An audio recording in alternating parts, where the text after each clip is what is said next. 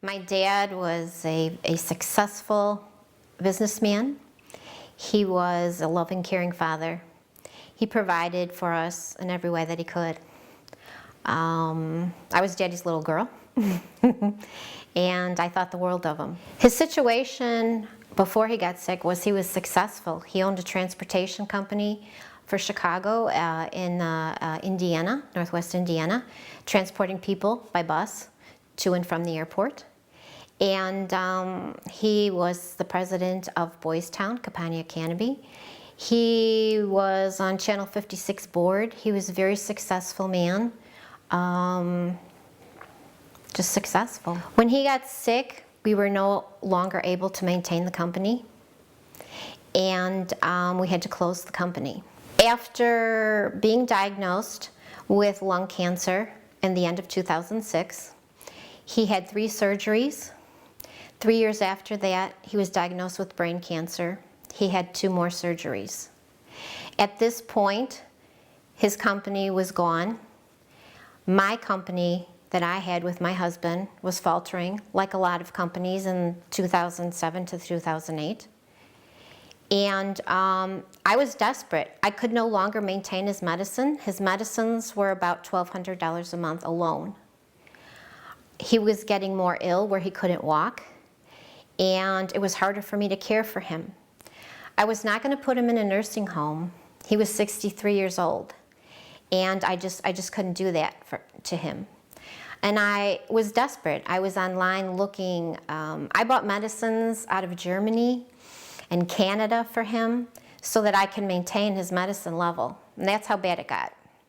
I was unable to keep my own life insurance policy in order to keep his. And I was going on assisted living sites, just looking, finding out what I could do with my father. And there was a link from one of those sites that linked me to Life Care Funding. Never in a million years would I have thought that my father would have been in this position. He was the type of man that when I was 18 years old, he said, "You have to establish credit. We have to get you a credit card." He was the type of man that was always saving, always saving. His house was paid off. He had a building that was paid off. But in the matter of those 4 years, with not being able to run the business and all the medical expenses, he was broke. Just like that. And it is something that I'm still amazed by, because if you were to tell me this would have happened to my dad, there would have been no way. He was always saving for the future. When he got ill, we had to close the company. The company filed bankruptcy. He went through a divorce. And just all of the surgeries and medical expenses, because at the time he was a business owner, so he had insurance through his business, which was not the greatest insurance. When I was desperate looking for ways to get money, I looked into his insurance policy, and I saw cancer addendum, and I thought, oh my gosh, this is, thank you, God. What was required with the cancer addendum was that 3 doctors were to say that he had 6 to 8 months to live, and we could say that. He had a terminally ill cancer. So I proceeded, and I went to 5 of his doctors. I got 5 letters from his doctors. I then put that into the insurance company, and within about 1 month, they sent us a letter back that it was denied. In this addendum, it was very easy to read, and it stated that if we provided this information, that he could get 60% on his amount, and they denied it. I contacted Life Care Funding online, and I spoke to a woman there, Jane, and she took my information, and she told me that she would get back to me to see if my father was eligible. She got back to me the very next day, and she told me that my father was eligible and that I would have to come up with some paperwork so that Life Care Funding could convert the life insurance policy for me. It changed everything. I am so grateful to Life Care Funding, because the stress that my father and I was under was actually worse than his cancer. When people would come up to him and say, "Hey, Lair, how's the cancer going?" He said, "I can fight the cancer." He said, "But I can't afford to live, and that's worse." That was worse on him, and it was worse on me. Because when you have someone that you love and you can't provide for them, you can't buy their medicine for their brain cancer. We're talking about serious medicines here. You don't sleep much at night because, that's your family member. And what Life Care Funding did for me is indescribable. What it did for my father is my father knew that the burden of the finances was becoming mine. And that hurt him so much. It was hurt enough that I had to physically take care of my father. That hurt him. But the finances, that hurt him too. So what Life Care Funding did for us is the last year that he was alive, we were stress-free. I was able to take care of him in the manner that I thought was fit. And it's indescribable. I will never forget what Life Care Funding did for me and my father. What I used the funds for was a 24-hour nurse.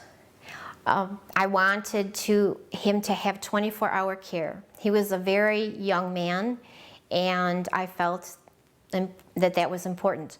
Also, his family was able to visit him in his home where he wanted to die. And I was able to do that for him with Life Care Funding. And that meant the world to both me and my father. I was able to buy a better hospital bed. When you're in hospice, they give you a certain type of bed. And sometimes that bed is not good enough. I was able to get him the best bed so that he wouldn't get bed sores. All these things you find out when your loved one is sick. And for a lot of people, they aren't able to afford these things. By Life Care Funding converting my father's life insurance policy, it gave him dignity to die. It gave me stress-free times with my father before he died. And for that, I could never repay them. My word to other families is to go out and investigate all of your choices. And with Life Care Funding, run to Life Care Funding, because the people there, they care. They cared about me and my father, which I couldn't believe that. There are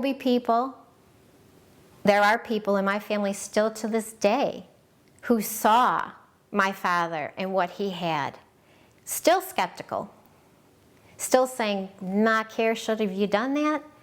And until you are in the situation, until you are that desperate where you can't give your loved ones what they need, you will only know. And when you are in that situation, call Life Care Funding.